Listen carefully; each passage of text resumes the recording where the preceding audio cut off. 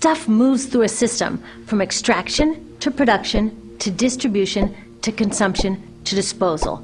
All together, it's called the materials economy.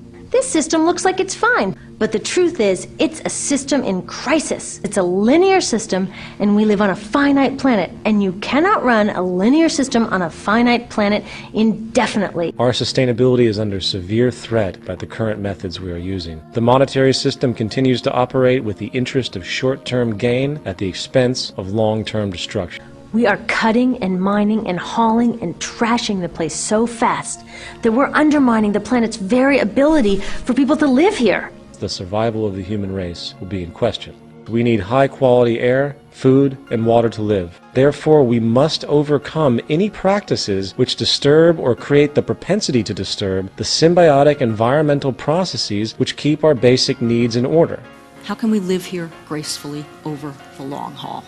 How can we do what life has learned to do? Very simply, our behavior should be guided by the priority of seeking the highest optimization of circumstances that preserve and maximize the abundance and quality of our necessities of life. Sadly, this is not happening. And the organisms have all of their priorities in order. All along the way, we are bumping up against limits. From changing climate to declining happiness, it's just not working. We can reclaim and transform this linear system into something new, a system that doesn't waste resources or people. How do we redesign the world that we make, the human-made world? What are the near empirical aspects of nature, and what do these understandings teach us about how we should govern our conduct on this planet? To get us through this sort of evolutionary knothole that we're in.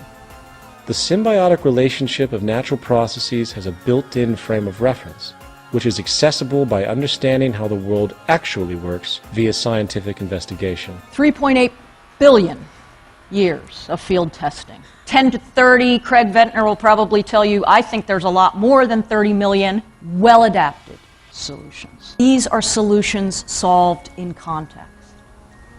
And the context is the Earth, the same context that we're trying to solve our problems in. How can we go about combining these ideas with engineering technology? We're not the first ones to build. I started the RepRap printer by a biomimetic analogy, taking an idea in nature and putting it into engineering. The object in nature that I copied was the phenomenon of symbiosis. Suppose we make a machine that was capable of manufacturing, self-replicating in other words, almost all its own parts, and that it was designed to exist symbiotically with people, and it will give them goods in return for being helped to replicate. How does life make things? This is the opposite. This is how we make things. It's called heat, beat, and treat. And it's carving things down from the top with 96% waste left over. 99% of the stuff we harvest, mine, process, transport, 99% of the stuff we run through this system is trashed within 6 months. Now, how can we run a planet with that level of materials throughput? Life can't afford to do that. How does life make things? How does life make the most of things? That molten plastic onto a flat plate to make a layer of the object that's to be built. The plate then drops down by a small fraction of a millimetre, and the next layer is scribbled on top of that, and so on, until the whole component has been built in 3 dimensions. If RepRap's successful, a number of changes may well happen in society. In this system, if you don't own or buy a lot of stuff, you don't have value. Allows manufacturing to come to the world's poorest people. A good way to make bad things happen with a powerful technology is to divide people into people who have it and people who don't and have to pay for it. We're not going to charge people for this in any way at all.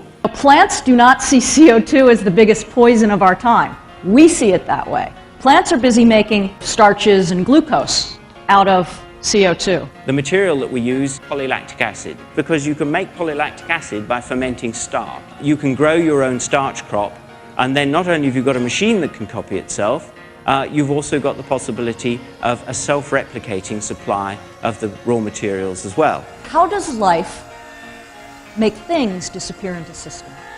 Polylactic acid is biodegradable. If you make something in your machine from polylactic acid that you've grown in your immediate vicinity, all you do when that object breaks or you get tired of it is to throw it on your compost heap, 6 months later, you dig it back into the soil and it's growing your next crop. Biodegradable plastics out of CO2. How plant-like. And the implication of that is the need for fewer factories making stuff, It'll simply be a question of downloading it from the web. the need for fewer trucks transporting goods around the place, possibly even less need for money. It'd be interesting to try and make a dent in the entire concept of money. Things are really going to start moving when we see the connections, when we see the big picture. This is not for lack of information, it's a lack of integration. Humans must keep as open a mind as possible to new information, even if it challenges that person's sense of identity. It's finding a way to do what they do without destroying the place that'll take care of their offspring. That's the biggest design challenge. On sustainability and equity, green chemistry, zero waste, closed-loop production, renewable energy, local living economies. It's already happening.